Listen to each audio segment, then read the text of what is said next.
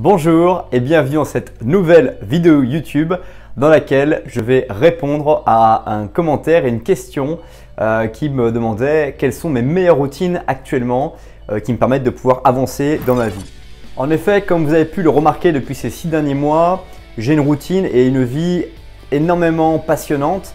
J'adore ce que je fais énormément de choses chaque jour. Quand je me couche le soir, je m'endors tout de suite pour vous dire tellement voilà, mon énergie est dépensée et que je suis prêt à remettre de l'énergie dans mon corps.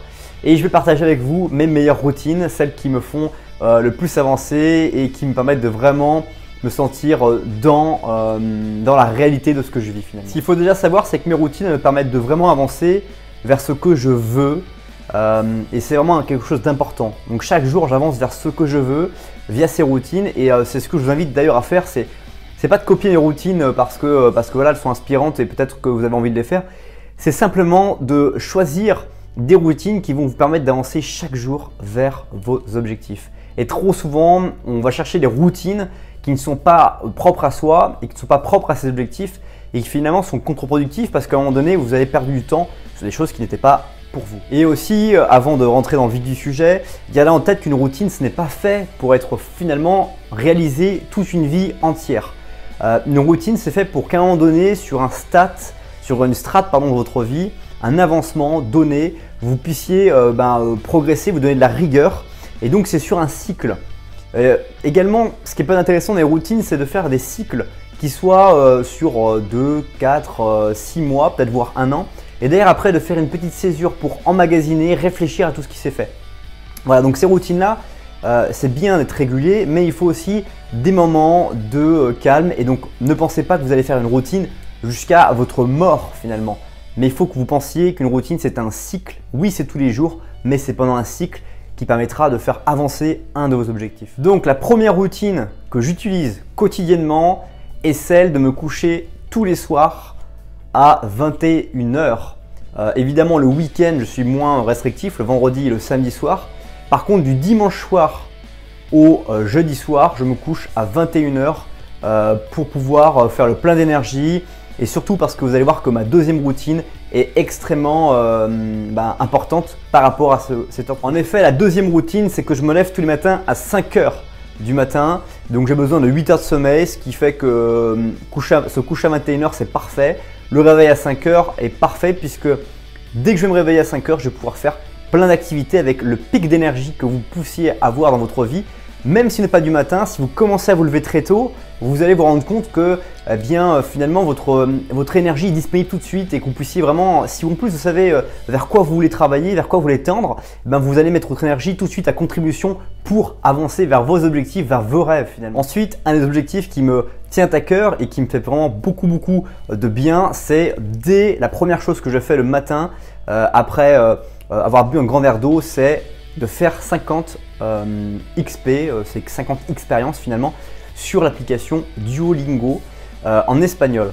Donc je me suis donné un défi fou qui est de tenir pendant 1 an, 365 jours le défi en espagnol. J'en suis aujourd'hui alors cette vidéo à 65 et dans laquelle je vais travailler la langue pour pouvoir progresser et pouvoir être capable de pouvoir parler espagnol et ajouter une nouvelle langue aux langues que je sais parler. Ensuite, la deuxième chose que je fais après Duolingo, c'est tout simplement de chercher une citation qui va m'inspirer pour lancer ma journée et je vais la partager avec les gens autour de moi. Alors c'est quelque chose que j'ai remarqué que je faisais depuis 2011, beaucoup moins sur les médias sociaux auparavant, c'était uniquement sur Facebook que je faisais ça. Mais voilà, c'est quelque chose que j'ai toujours fait au fond de moi, j'ai toujours adoré les citations et donc je m'en cherche une chaque jour et je la partage en plus pour vraiment encore plus peut-être inspirer les autres à aussi se motiver, à se dynamiser chaque matin. Ensuite, je prends entre 10 et 30 minutes pour corriger ma posture. C'est quelque chose que je fais depuis environ 5 ans maintenant via le livre de Christophe Cariou qui s'appelle Un corps sans douleur. Le but, c'est de pouvoir bien vieillir, avoir mes articulations qui vieillissent correctement en les replaçant bien, en faisant des étirements qui contrefont les néfastes de la position assise finalement. Ça me permet de pouvoir vraiment bien récupérer et surtout me mettre en forme et m'aligner correctement pour le reste de la journée.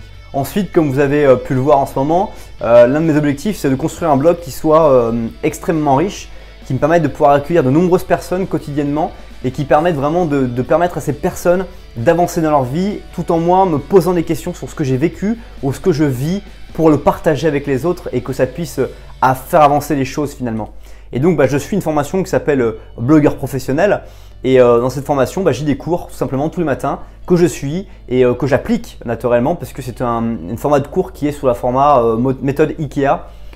Plus précisément en fait IKEA c'est vous suivez chaque étape du bouquin IKEA quand vous achetez un meuble, et là c'est la même chose, vous devez suivre chaque étape de la méthode blogueur. Et ensuite je prends le petit déjeuner et là c'est quelque chose d'important parce que vous avez certainement dû vous dire depuis le début de cette vidéo ouais mais les célibataires c'est extrêmement simple, et non, je suis pas célibataire, je suis en couple et ma copine du coup elle fait exactement la même chose mais elle a d'autres rituels, d'autres routines qui lui appartiennent et donc de 5h jusqu'au petit déjeuner on est chacun notre routine et donc chacun on travaille pour notre bien-être, pour notre progression et on se retrouve au petit déjeuner aux alentours environ en général de 6h30, 7h et on déjeune ensemble, on discute, on raconte un peu ce qu'on a découvert ce matin ou ce qu'on a vécu.